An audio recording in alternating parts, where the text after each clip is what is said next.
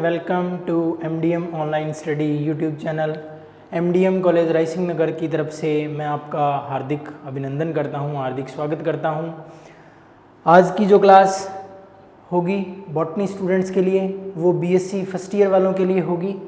BSc first year में हमने algae जो है वो स्टार्ट कर रखे हैं। तो एल्गी जो है जो पिछला टॉपिक था उसके बाद वाला टॉपिक जो है वो इनका क्लासिफिकेशन आता है, लेकिन क्लासिफिकेशन को पढ़ने से पहले कुछ क्लासिफिकेशन के बेसिक्स हैं, मतलब जिनके ऊपर क्लासिफिकेशन आधारित है वो बेसिक्स जो हैं वो पढ़ना ज़रूरी है। और इसी कड़ी में जो है आपके 3 बेसिक्स जो हैं वो आएंगे। एल्गी को क्लासीफाई करने के लिए 3 बेसिक्स जो हैं वो रखे गए हैं। पहला रिप्रोडक्शन है, दूसरा पिगमेंट है और तीसरा रिजर्व फूड मटेरियल है। तो हम जो है इन तीनों को एक एक करके स्टडी करेंगे। आज का जो हमारा लेक्चर होगा वो एल्गी में रिप्रोडक्शन या जो जनन होता है उसके ऊपर होगा। जो जनन है उसको पढ़ने के बाद जो है हम 2 बेसिक्स और बच जाएंगे, उनके ऊपर बात करेंगे। तो इस चेन को जो है स्टार्ट करते हैं। एल्गी में रिप्रोडक्शन जो है उसको आज हम स्टार्ट करेंगे। सबसे पहले जो रिप्रोडक्शन है उसको डिस्कस करते हैं कि रिप्रोडक्शन क्या होता है और कैसे होता है। रिप्रोडक्शन के लिए जो है डिवीज़न की ज़रूरत पड़ती है। डिवीज़न 2 टाइप के हो सकते हैं, मियोसिस माइटोसिस। पहले जो है मियोसिस माइटोसिस के ऊपर थोड़ा सा अपने डिस्कस कर लेते हैं कि मियोसिस माइटोसिस क्या होता है, कहाँ होता है, कब होता है। उसके बाद जो है आपको जनन जो है या रिप्रोडक्शन जो है वो समझना आसान हो जाएगा। तो सबसे पहले हम बात करेंगे कि जो डिवीज़न होते हैं या जो विभाजन होते हैं वो डिवीज़न जो है वो कितने टाइप के होते हैं। ठीक है, मेनली जो है डिवीज़न 2 टाइप के पढ़े जाते हैं, एक एमाइटोसिस भी पढ़ा जाता है। तो अगर आप बात करेंगे बेसिक्स जो होंगे डिवीज़न के तो वो तो 2 ही हैं, लेकिन तीसरा जो एमाइटोसिस है उसको भी डिवीज़न की श्रेणी में रखा जाता है। हम जो है जो 2 प्रकार के डिवीज़न होते हैं आपने नाम सुने होंगे इससे पहले, एक होता है माइटोसिस और दूसरा होता है मियोसिस। तो हम जो है इन दोनों को आज समझेंगे कि क्या होता है, ये संक्षेप में समझेंगे क्योंकि जो मेन क्लास है वो तो हमारी जो आपका मेन टॉपिक जो है वो हमारा जनन है। तो सबसे पहले जो है मैं माइटोसिस के बारे में आपको थोड़ा सा बता दूं। माइटोसिस को हिंदी में जो है अर्धसूत्री विभाजन भी बोला जाता है। माइटोसिस जो है उसको समसूत्री विभाजन कहते हैं। समसूत्री विभाजन, समसूत्री विभाजन जो है जैसा कि नाम से स्पष्ट है, समसूत्री का मतलब है जो गुणसूत्र होंगे वो समान होंगे। सम का मतलब समान और सूत्री का मतलब गुणसूत्र, क्रोमोसोम्स। ठीक है, तो ये वाला जब भी डिवीज़न होगा तो जो पेरेंट सेल होगी या जो मदर सेल होगी उसमें जितने नंबर ऑफ क्रोमोसोम्स हैं उतने ही नंबर ऑफ क्रोमोसोम्स जो हैं वो पेरेंट सेल से आगे वाली जो डॉटर सेल होगी उसमें ट्रांसफ़र होंगे। ठीक है, समसूत्री विभाजन जो है वो मेनली जो आपकी वेजिटेटिव सेल्स होती हैं उनमें होता है। वेजिटेटिव सेल्स में जो समसूत्री विभाजन है वो होता है। इसके अलावा जो रिप्रोडक्टिव सेल्स होती हैं उनमें भी जो है आपका माइटोसिस जो है वो होता है। ठीक है, अगर हम बात करेंगे मियोसिस की, ठीक है, अगर हम बात करेंगे मियोसिस की तो इसको जो है अर्धसूत्री विभाजन बोला जाता है। इसको क्या बोला जाता है? अर्धसूत्री विभाजन। जैसा कि नाम से स्पष्ट है, हमने जो समसूत्री विभाजन है उसको नाम से स्पष्ट किया था, उसी प्रकार अगर आप इसके नाम के ऊपर ध्यान दोगे तो इसका नाम भी कुछ ऐसा है कि इसमें जो डॉटर सेल बनेगी उसमें गुणसूत्रों का जो संख्या होगी वो पेरेंट सेल से आधी होगी, इसीलिए इसको क्या बोलते हैं? अर्धसूत्री विभाजन। तो गुणसूत्र जो होंगे वो डॉटर सेल में हाफ होंगे। किससे हाफ होंगे? पेरेंट सेल से। ठीक है, तो ये वाला जो मियोसिस होगा वो मेनली जो है वो आपकी जो रिप्रोडक्टिव सेल्स हैं उनमें होता है। ठीक है, तो गैमीट फॉर्मेशन के दौरान जो है ये आपका मियोसिस जो है या अर्धसूत्री विभाजन जो है वो होता है। ठीक है, ये हो गया डिवीज़न के बारे में। अब जो हमारा आज का मेन टॉपिक जो है उसके ऊपर जो है मूव करते हैं हम। जनन जो है वो पढ़ेंगे हम एल्गी में। ठीक है, तो अगर आप हेडिंग लिख लेते हैं पहले, रिप्रोडक्शन इन एल्गी। ठीक है, रिप्रोडक्शन को हिंदी में क्या बोलते हैं? जनन। ठीक है, अब ये जो रिप्रोडक्शन होगा एल्गी में वो 3 विधियों से हो सकता है। ठीक है, 3 विधियां कौन कौन सी होंगी? नंबर 1 होगा हमारे पास वेजिटेटिव रिप्रोडक्शन। ठीक है, हिंदी में इसको बोलेंगे कायिक जनन। पहले मैं आपको नाम बता देता हूँ, फिर हम जो है एक एक के ऊपर बात करेंगे। पहला जो है हमारे पास वेजिटेटिव रिप्रोडक्शन या कायिक जनन। दूसरी जो विधि होगी जनन की वो होगी हमारे पास जो आपका एसेक्सुअल रिप्रोडक्शन होता है वो एसेक्सुअल रिप्रोडक्शन। ठीक है, और एसेक्सुअल रिप्रोडक्शन जो है उसको हिंदी में बोलते हैं अलैंगिक जनन। अलैंगिक जनन। ठीक है, और तीसरे टाइप का जो जनन है या तीसरे टाइप का जो रिप्रोडक्शन है वो है सेक्सुअल रिप्रोडक्शन। Sexual reproduction. ठीक है, और सेक्सुअल रिप्रोडक्शन को हम बोलते हैं लैंगिक जनन। लैंगिक जनन। ठीक है, तो ये 3 विधियां जो हैं वो मेनली एल्गी में जो है रिप्रोडक्शन में पढ़ी जाती हैं। इन 3 विधियों में जो वेजिटेटिव रिप्रोडक्शन है वो कई आगे उसके सब टाइप हैं। एसेक्सुअल रिप्रोडक्शन है उसमें भी स्पोर्स बनते हैं तो वो अलग अलग टाइप के होते हैं। सेक्सुअल रिप्रोडक्शन में जो है 3 टाइप का सेक्सुअल रिप्रोडक्शन जो है वो पढ़ा जाता है। तो इनके बारे में हम एक एक करके जो है बात करेंगे। जब एसेक्सुअल रिप्रोडक्शन और सेक्सुअल रिप्रोडक्शन आएगा तो हम उसके बारे में बात करेंगे। आज का जो हमारा टॉपिक होगा वो होगा वेजिटेटिव रिप्रोडक्शन या कायिक जनन। ठीक है, एक एक करके बात करेंगे। पहले हम कायिक जनन के बारे में पढ़ते हैं कि कायिक जनन जो है वो क्या होता है। ठीक है, चलिए कायिक जनन जो है उसके बारे में बात की जाएगी। तो मैं हेडिंग लिख देता हूँ, वेजिटेटिव या कायिक जनन। ठीक है, इसके बारे में बात करेंगे। सबसे पहले समझ लेते हैं कि वेजिटेटिव रिप्रोडक्शन जो है वो क्या होता है। देखिए, जैसा कि नाम से स्पष्ट है, वेजिटेटिव का हिंदी में जो मतलब है वो है कायिक। कायिक का मतलब जो उसका थैलस होगा उसी का कोई पार्ट। ठीक है, जो थैलस होगा, अब थैलस जो है उसके बारे में आप भलीभांति जानते हैं कि थैलस क्या होता है।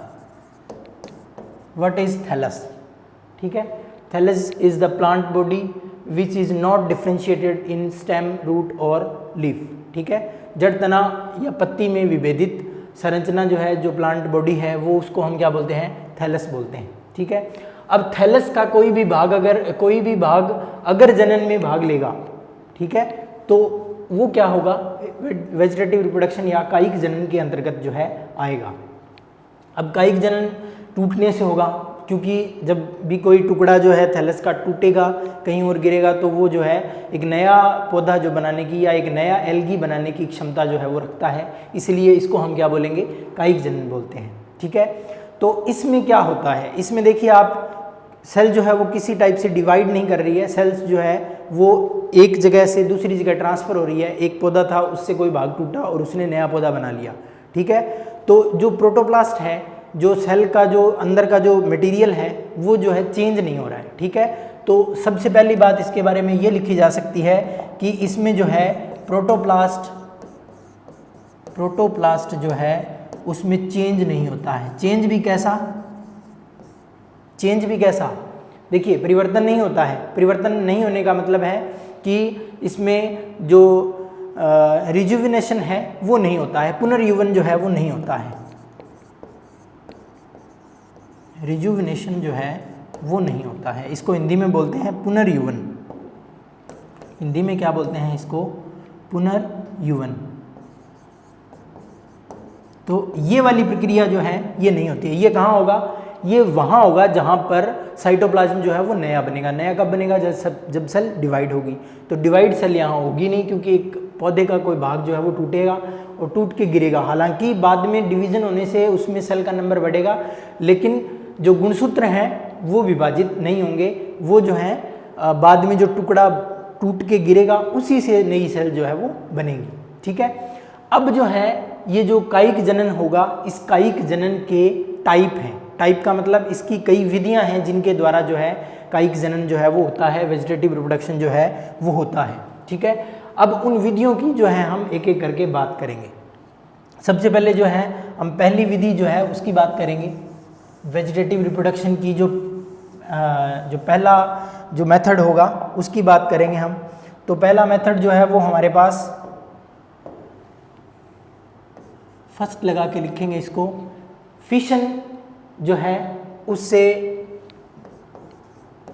Bye fission. फिशन में क्या होता है कि जो दो सेल्स होंगी वो दो सेल्स, एक सेल जो होगी वो दो सेल में बंट जाएगी। ठीक है। और ये जो है सरलतम विधि है रिप्रोडक्शन की। ठीक है। तो ये जो है ये रिप्रोडक्शन का सिंपलेस्ट मेथड है। ये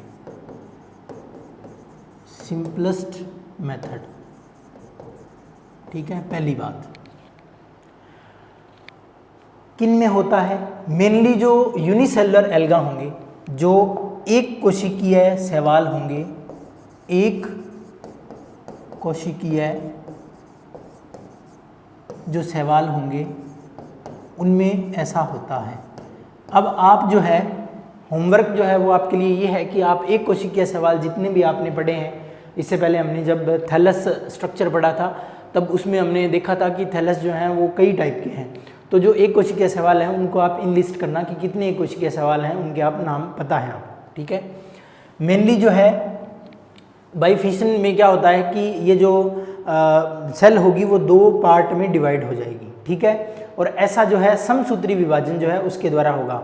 मैंने आपको ये बताया था कि रिजुविनेशन जो है वो नहीं होता है प्रोटोप्लास्ट का, मतलब जो है क्रोमोसोम्स नहीं बनते हैं। इसमें क्या होता है कि एक सेल होगी वो दो सेल में डिवाइड हो जाएगी। ठीक है। तो जो एक सेल से कितनी सेल बनेगी? क्योंकि एक कोशिकीय सेल है तो एक सेल होगी, उससे क्या बनेगा? उससे दो सेल बन जाएगी। दो सेल या दो कोशिकाएं जो है वो बनेंगी। दूसरा पॉइंट हो गया इसका। तीसरा जो है कि होता क्या है इनमें ये होता है कि कंस्ट्रिक्शन होता है।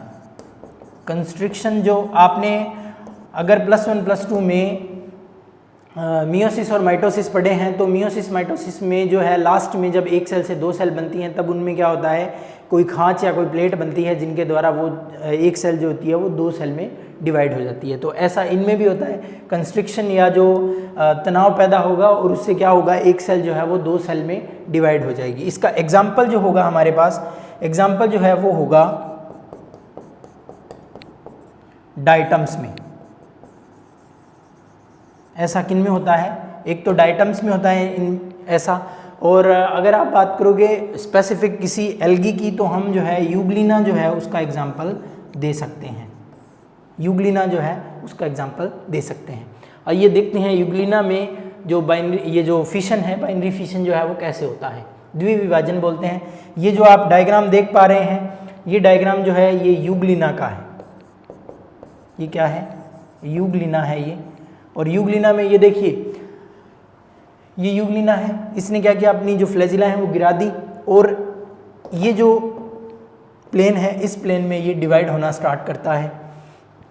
ये कंस्ट्रक्शन जो है धीरे धीरे बढ़ता है और लास्ट में यहाँ आके ख़त्म होने से ये जो है दो सेल जो है वो बन जाती है। ये देखिए, ये लंबा होता जा रहा है और ये दो यूग्लिना जो है वो बनते जा रहे हैं। ठीक है। सिंपलेस्ट मेथड है ये। ये देखिए आप, ठीक है। तो इसका एग्जाम्पल जो है वो यूग्लिना है। होता कैसे है, ऐसे होता है। उसके बाद हम बात करेंगे नेक्स्ट मेथड की। जो अगला मेथड होगा हमारे पास, अगला मेथड जो है वो है फ्रेगमेंटेशन या विखंडन, ठीक है। फ्रेगमेंटेशन,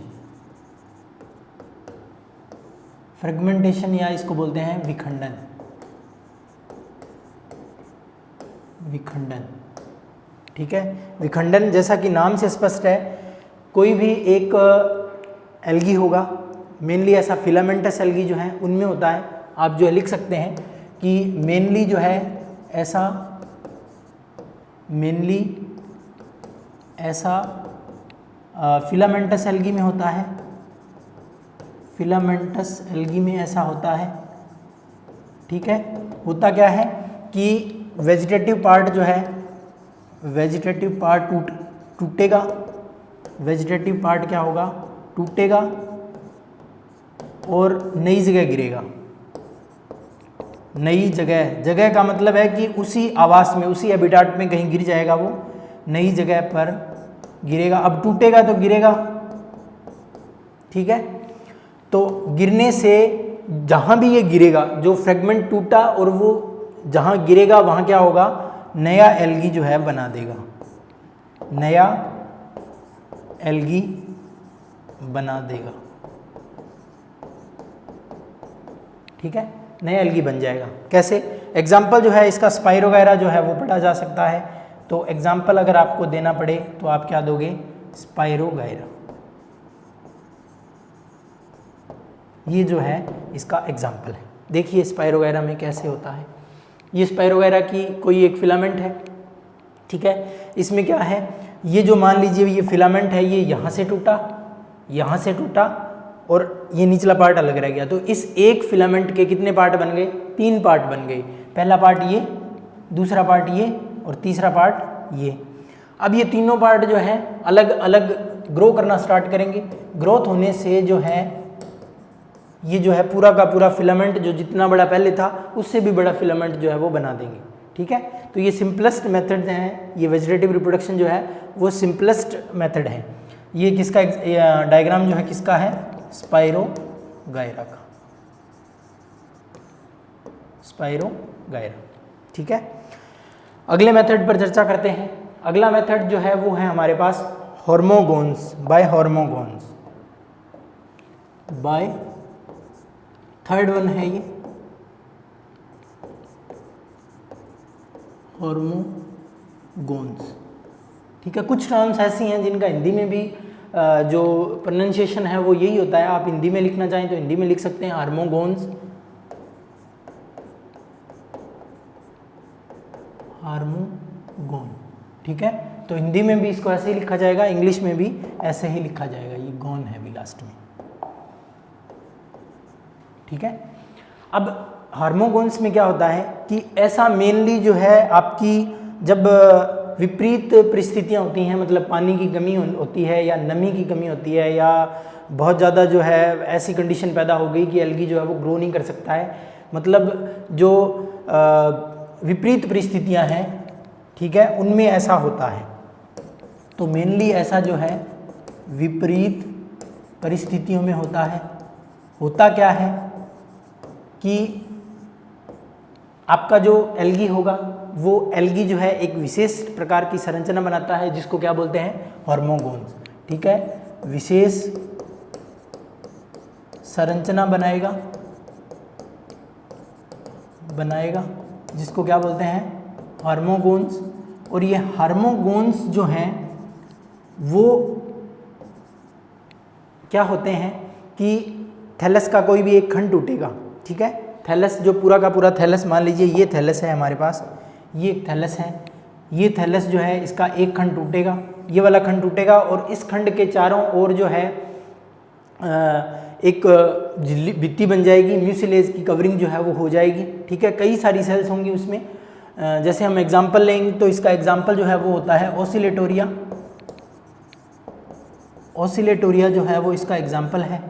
तो ओसिलेटोरिया का जो ऐसा फिलामेंट होता है उसमें फिलामेंट टूटने से क्या होता है, जो हार्मोगोन्स हैं वो बनते हैं। प्रतिकूल परिस्थितियाँ हैं तो पानी की कमी है, उससे बचने के लिए क्या होता है, म्यूसिलेज की कवरिंग हो जाती है, जिससे ये जो है प्लांट पार्ट जो है बहुत ज़्यादा समय तक, मतलब जितनी देर पानी नहीं मिलेगा उतनी देर जो है वो वैसे पड़ा रह सकता है और जीवित रह सकता है। ठीक है, तो इसीलिए ये विशेष संरचना जो है इसको बोला जाता है। इसमें क्या होगा, कोई सेपरेशन डिस्क बनेगी।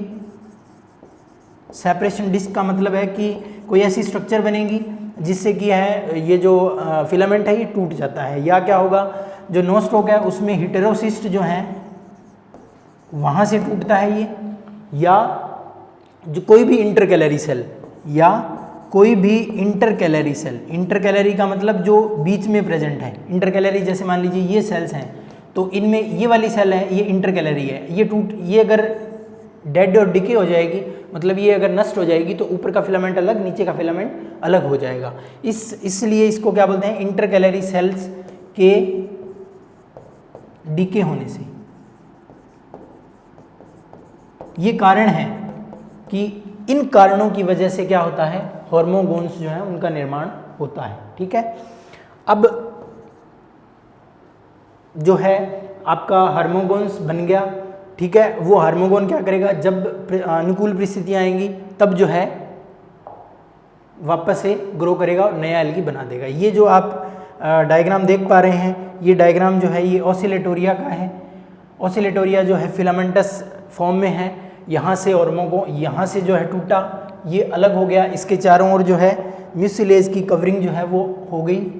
ठीक है, इसके चारों ओर म्यूसिलेज की कवरिंग होने से ये जो है बहुत ज़्यादा समय तक पड़ा रहेगा। जब एडवर्स कंडीशन ख़त्म हो जाएंगी, ठीक है, तब क्या होगा, ये वापस से ग्रो करेगा और नया एल्गी जो है वो बना देगा। तो ये क्या था, ये ऑसिलेटोरिया है, ऑसिलेटोरिया। और ये सायनोबैक्टीरिया होता है। ये क्या होता है, सायनोबैक्टीरिया होता है, बीजीए जिसको बोलते हैं, blue green algae, blue green algae के अंतर्गत आता है। ठीक है, अगली जो विधि है या अगला जो मेथड है उसके ऊपर चर्चा करते हैं। अगला मेथड जो है वो हमारे पास आएगा जो आपका एडवेंटिशियस ब्रांचेस हैं उनके द्वारा। ठीक है, तो फोर्थ वन है शायद, फोर्थ वन जो है वो है एडवेंटिशियस ब्रांचेस, एडवेंटिशियस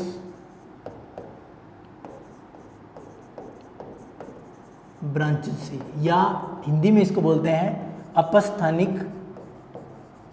अपस्थानिक शाखाएं।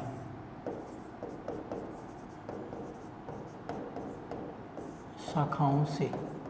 ठीक है, अपस्थानिक शाखाएं क्या होती हैं, कोई भी एक फिलामेंटस या ब्रांच्ड एल्गी है, उस ब्रांच्ड एल्गी में क्या होता है, कोई भी एक जो ब्रांच है वो टूटेगी और टूट के नई जगह गिरेगी। गिरने से क्या होगा, एक नए एल्गी का फॉर्मेशन हो जाएगा। तो इसमें क्या होता है, कोई भी ब्रांच जो है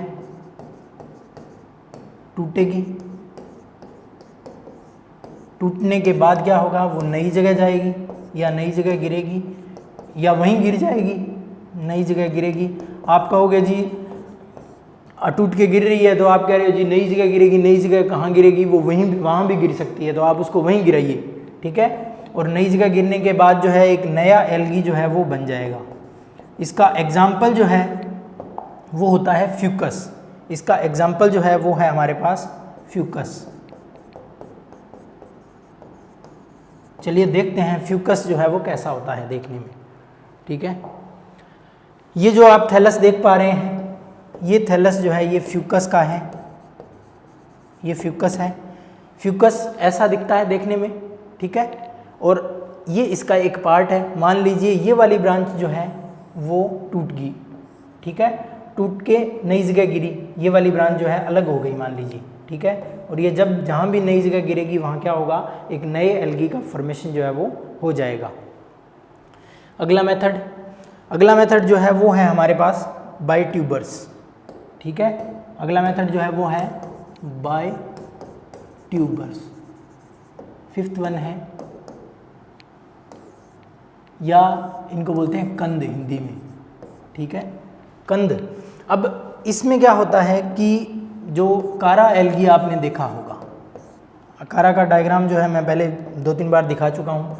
कारा एल्गी में क्या होता है कि राइजोइड्स जो होते हैं, राइजोइड्स वो स्ट्रक्चर होती है जो जड़ के जैसी दिखती है और जो एल्गी होगा उसको किसी जगह पर टिकाए रखती है। ठीक है, तो राइजोइड्स जो है वो जड़ के समकक्ष माना जा सकता है, जड़ के जैसा, जड़ नहीं होती है, जड़ के जैसी कोई संरचना होती है। अब ये मान लीजिए राइजोइड्स है इसकी। ठीक है, अगर आप इसको बड़ा करके देखेंगे तो ये जो नीचे वाली जितनी भी स्ट्रक्चर्स आपको दिख रही है, ये नीचे वाली जो स्ट्रक्चर हैं ये इसके राइजोइड्स हैं। ठीक है, इन राइजोइड्स में क्या होता है कि कोई एक बल्ब नुमा या कंद जैसी संरचना जो है वो बनेगी, कंद जैसी संरचना बनेगी, और वो कंद जैसी संरचना जो है पौधे से अलग हो जाएगी, और अलग होने के बाद जो है नया एल्गी जो है वो बना लेगी, new alga will be formed. ठीक है, तो ऐसा जो है कारा में होता है। एग्जाम्पल मैंने आपको बता दिया। अगला जो टाइप है या अगला जो मेथड है वो है हमारे पास, जो लास्ट मेथड है इस वेजिटेटिव रिप्रोडक्शन का, वो है बडिंग या मुकुलन। 6th वन है ये, बडिंग या मुकुलन। ठीक है, बडिंग या मुकुलन। इसमें क्या होता है कि जो कोई भी एक प्लांट होगा उसकी जो वेजाइकल्स है वो प्रोलिफरेट करेगी, उसमें प्रचुरोद भवन होगा और उससे क्या होगा, एक बड बन जाएगी। बड बनने के बाद जो है वो अलग होगी और अलग होके जो है नया पादप जो है वो बना लेगी। ठीक है, एग्जाम्पल जो है वो है इसका प्रोटोसाइफन। प्रोटोसाइफन एग्जाम्पल है इसका। ठीक है, इसमें क्या होता है प्रोटोसाइफन में कि वेजाइकल्स जो होती हैं, आपको डायग्राम दिखाऊंगा मैं, आप धैर्य रखिए। वेजाइकल्स जो हैं वो प्रोलिफरेट करती हैं, प्रोलिफरेट करती हैं। वो प्रोलिफरेट को हिंदी में बोलते हैं प्रचुरोद भवन। ठीक है, तो उसमें क्या होगा, ग्रोथ होगी, मतलब वो साइज़ में बढ़ेगी। साइज़ में बढ़ने से क्या होगा, जो ऐसे मान लीजिए ऐसा प्लांट है कोई, ऐसा एल्गी है, इसमें क्या होगा, ये वाली सेल जो है इसकी जो वेजाइकल है वो मान लीजिए बढ़ना स्टार्ट करेगी। ये वेजाइकल्स है, ये बढ़ना स्टार्ट करेगी तो क्या होगा, एक इस तरीके से एक स्ट्रक्चर बनेगी। ये स्ट्रक्चर जो है जब भी अलग होगी, ये स्ट्रक्चर अगर अलग होगी तो क्या होगा, ये मान लीजिए भूमि है और इसके ऊपर जो है ये गिर जाएगी। ठीक है, ये भूमि है मान लीजिए और इसके ऊपर जो है ये गिरेगी, नमी है, वहाँ नमी है तो क्या होगा, ये जो है अंकुरित होगी। अंकुरित होने से एक नया प्लांट जो है वो बन जाएगा। तो ये जो मुकुल होगा या ये जो बड होगी, वो बड जो है क्या करेगी, नया एल्गी बनाएगी। ठीक है, ऐसा किस में होता है, आपका प्रोटोसाइफन जो है उसमें ऐसा होता है। ठीक है, वेजाइकल्स जो है वो प्रोलिफरेट करेगी, अलग होने से नया प्लांट जो है वो बन जाएगा। ये देखिए आप, ये जो आप देख पा रहे हैं ये कॉलोनी है। ठीक है, इसमें छोटे छोटे जो डायग्राम जो हैं वो आपको दिखाए हुए हैं। ठीक है, इसको बड़ा कर लेते हैं। ये जो है इसमें से अगर आप एक एल्गी देखोगे तो आपको ऐसा दिखेगा। ये एल्गी जो है इसमें, ये देखिए आप, ये बड बन रहा है इस साइड में। ये जो आप देख पा रहे हैं ये बड है, ये जब भी नीचे गिरेगा तो एक नया एल्गी जो है वो बन जाएगा। ठीक है, तो ये जो आपने पढ़ा आज की क्लास में, ये वेजिटेटिव रिप्रोडक्शन के मेथड्स थे। वेजिटेटिव रिप्रोडक्शन जो है वो कैसे होता है, किन विधियों से होता है या किन मेथड्स से होता है, कैसे कैसे होता है, वो सारा हमने आज के इस पार्ट में जो है डिस्कस किया। ठीक है, इसका जो आपका रिप्रोडक्शन है एल्गी में, उसका अगला पार्ट जो है वो अगली क्लास में पढ़ेंगे हम। आज के लिए इतना ही। अगर आपको वीडियोज जो हैं वो अच्छे लग रहे हैं तो आप इनको लाइक करें, शेयर करें और ज़्यादा से ज़्यादा जो है इसका फ़ायदा उठाएं। क्लासेस को अटेंड करते रहें regularly. Thank you very much. Have a nice day.